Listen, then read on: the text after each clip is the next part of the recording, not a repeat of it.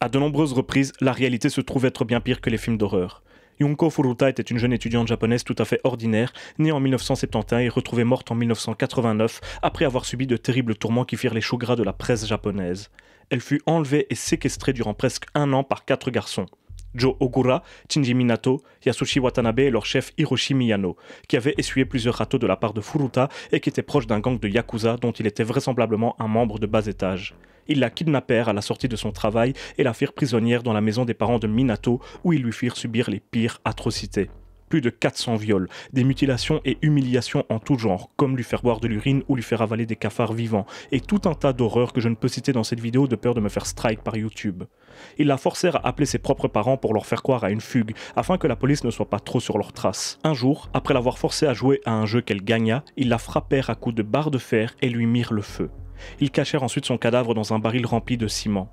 Ce crime odieux remua évidemment l'opinion publique japonaise qui fut choquée par tant de cruauté et de violence. Mais si je vous raconte tout cela, c'est qu'une succession d'événements aussi atroces pourrait créer une malédiction comme celle que notre film du jour met en scène.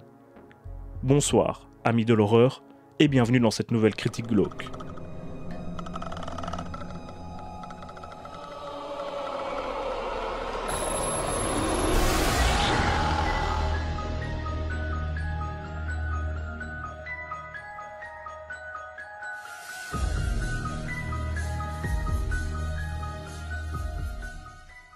En 1998, un film d'horreur japonais nommé Ringu, signé Hideo Nakata, apparaît et va imposer son style à tous ses futurs successeurs, créant par la même occasion définitivement la J-Horror. Cela inspirera un certain Takashi Shimizu, qui en 2000 réalisera 2 téléfilms qui marqueront à leur tour l'horreur japonaise, même si le spectateur ne le saura pas encore tout de suite. Ju-On the Curse et Ju-On the Curse 2 sortent donc la même année, et impressionnent bon nombre de professionnels. Tournés avec pas un rond, ce sont des films très efficaces, angoissants et qui introduisent une sous-sadako mais qui a assez de personnalité pour s'imposer comme une nouvelle créature à part entière, une certaine Kayako.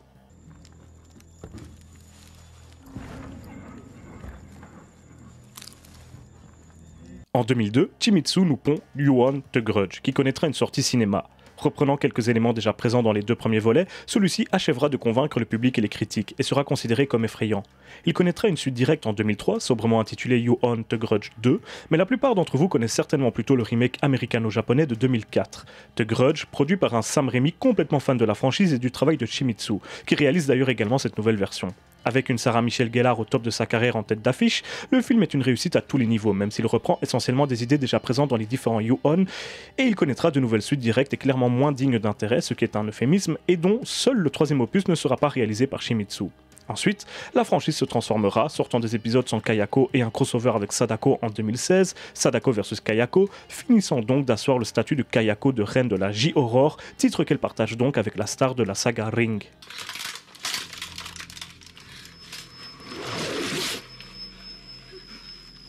Et après toutes ces péripéties, nous apprenons dès 2018 qu'un nouveau reboot de la franchise serait en cours, et ce serait encore une fois produit par des compagnies à la fois japonaises et américaines, dont la fameuse Ghost House Pictures d'un certain Sam Raimi.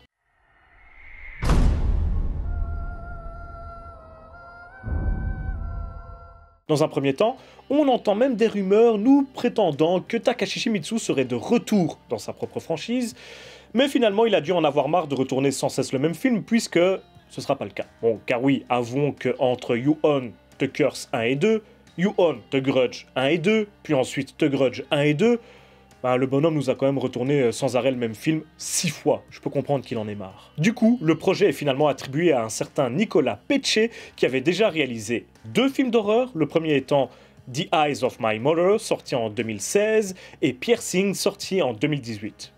Seulement voilà, à l'époque, Takashi Shimizu faisait du Takashi Shimizu, et son style a influencé beaucoup d'autres films d'horreur par la suite. C'est l'une des raisons pour lesquelles la franchise The Grudge fut autant prolifique. Elle avait son propre style, elle était novatrice pour tout un tas de raisons, et notamment dans sa mise en scène effrayante. Mais le filon n'était pas inépuisable, et après l'avoir exploité autant que possible, la saga fut mise au placard.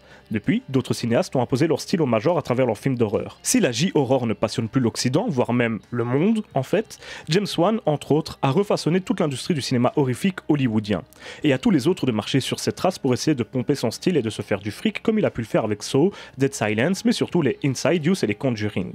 Du coup, tous les petits cinéastes engagés pour les spin-offs à deux balles du Conjuringverse, Annabelle et ses suites, La Nonne ou encore La Llorona, aussi bien que ceux qui œuvrent pour Blumhouse et qui nous ont pondu des œuvres telles que Action Vérité ou les Ouija, tous sont du sous James Wan.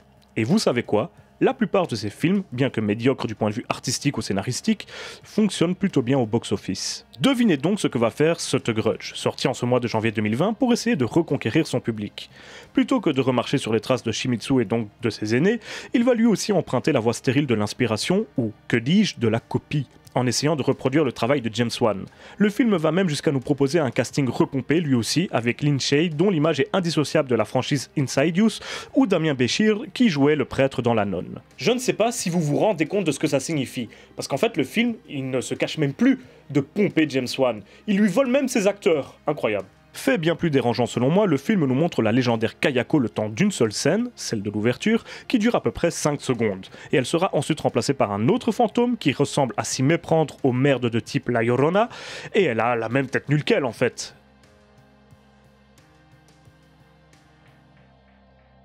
Donc ni Kayako ni Toshio ne vous feront peur dans ce film, ce qui ne l'empêchera pas de récupérer des idées de mise en scène déjà présentes dans les précédents films de la saga, comme les doigts qui sortent du crâne d'un personnage sous la douche.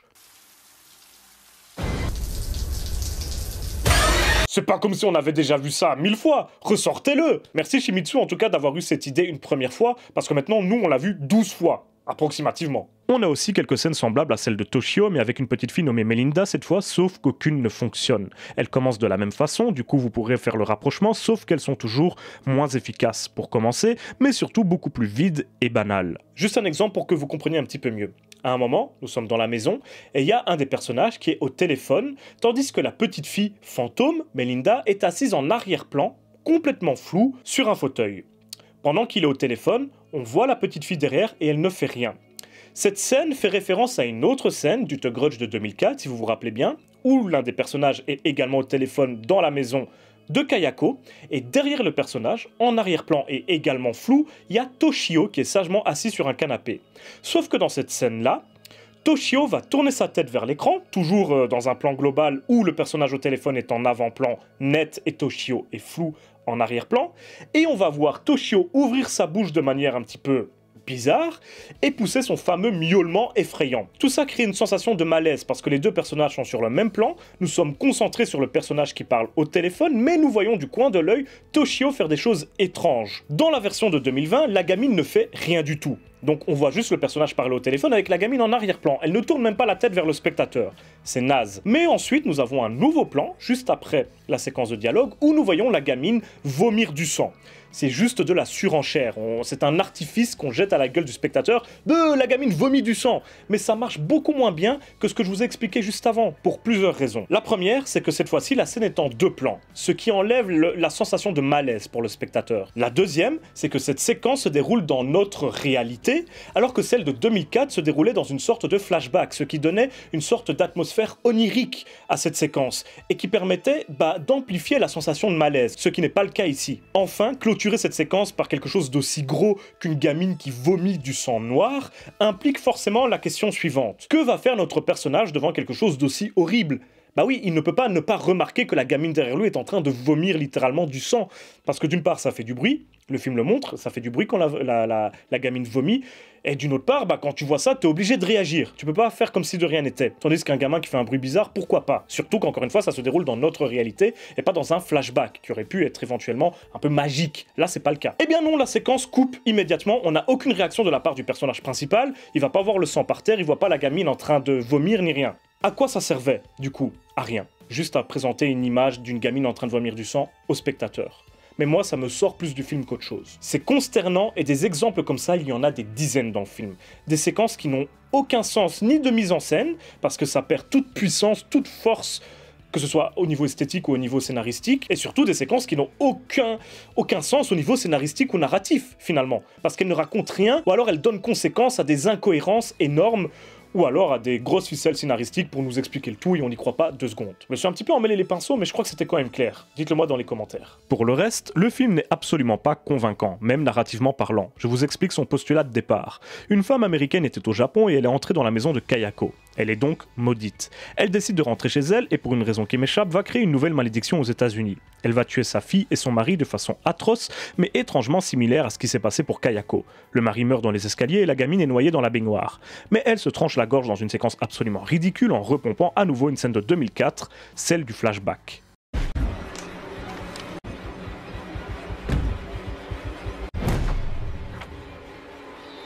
Sauf que là où celle de 2004 est absolument mémorable et fonctionnait à merveille, parce qu'encore une fois, il y avait cette espèce d'ambiance onirique du fait qu'on était clairement dans un flashback un petit peu rêvé, ici, on entendait carrément la voix du fantôme qui disait quelque chose du genre « Let me show you something ». C'était absolument ridicule, on n'y croit pas 2 secondes, et en plus de ça, la séquence du flashback, elle est complètement expédiée, elle dure 2 minutes. Bref, vous l'aurez remarqué, je suis un petit peu salé. Donc, une nouvelle malédiction bien américaine est créée sans qu'on comprenne vraiment pourquoi, et de toute façon, c'est stupide. La façon dont notre personnage principal va pénétrer dans la maison est également débile. C'est une inspectrice de police qui vient d'arriver dans cette ville et qui apprend que des crimes odieux se sont déroulés 2 ans auparavant dans cette maison, et que son coéquipier était chargé de l'affaire. Et elle décide immédiatement d'y aller, toute seule, sans qu'on comprenne trop pourquoi. C'est stupide et c'était juste une manière facile d'obliger le personnage à s'y rendre. Ensuite, le film ne raconte pas grand chose en termes d'histoire. Sa narration est découpée en plusieurs séries de flashbacks successifs qui nous font suivre plusieurs personnages à être entrés dans cette maison les uns à la suite des autres. Sauf qu'ils sont dans un désordre complet et sans tout de suite présenter les personnages, ce qui perd le spectateur au début. Pour gagner du temps, on s'attarde énormément sur chacun de ces personnages au nombre complet de 9, sans compter les protagonistes principaux, je ne sais pas si vous arrivez à suivre.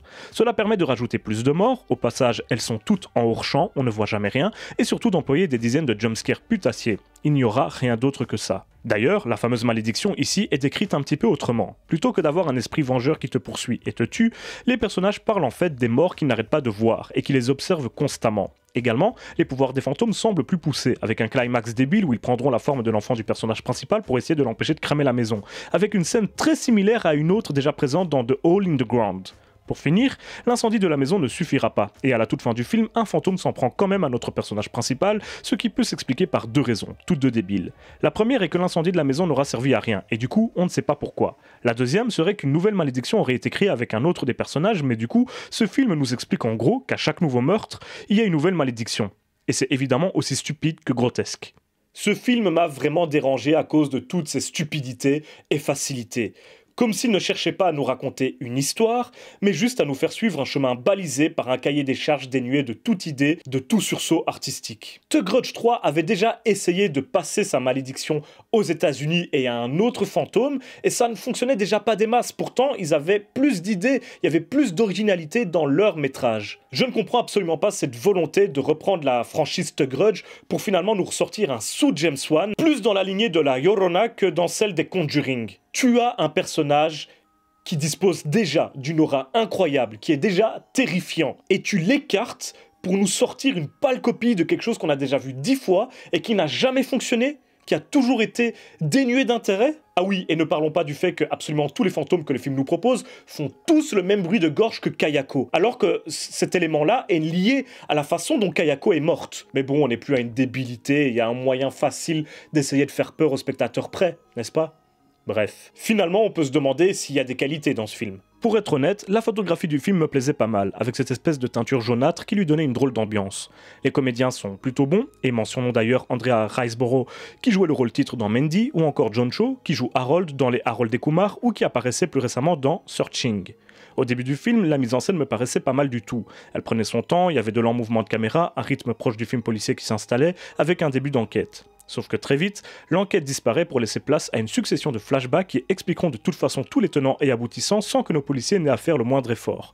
Et à partir de ce moment, la mise en scène intéressante disparaît donc pour cette espèce de tour en train fantôme raté qui se contentera de proposer des jumpscares incessants que j'ai vite arrêté de compter tant ils étaient nombreux. C'est donc une énorme déception pour ma part. Ce film, c'est un petit peu comme si tu décidais de faire un nouveau Freddy, mais que tu enlevais Freddy et que tu donnais son chapeau à un autre personnage pour dire voilà, c'est dans le même univers que Freddy, et Freddy a un successeur, et on te met un personnage nul qui a aucun charisme, qui a aucune qualité, mais qui fait exactement la même chose que Freddy, à savoir tuer des gens dans leur cauchemar. Quel est l'intérêt ? Surtout si en plus tu lui donnes finalement le même rôle et la même apparence que Jigsaw par exemple, parce que tu vois que ça a bien fonctionné. Donc tu reprends Freddy, mais tu te dis je vais faire la même chose que Saw parce que Saw a fonctionné dernièrement. Non, tu fais pas ça. Si tu veux faire un nouveau Freddy, bah tu fais un nouveau Freddy. Tu utilises son univers, tu utilises ce personnage et tu exploites ça correctement. Si tu veux faire un nouveau The Grudge, bah tu utilises Kayako. Sinon à quoi bon faire un nouveau The Grudge?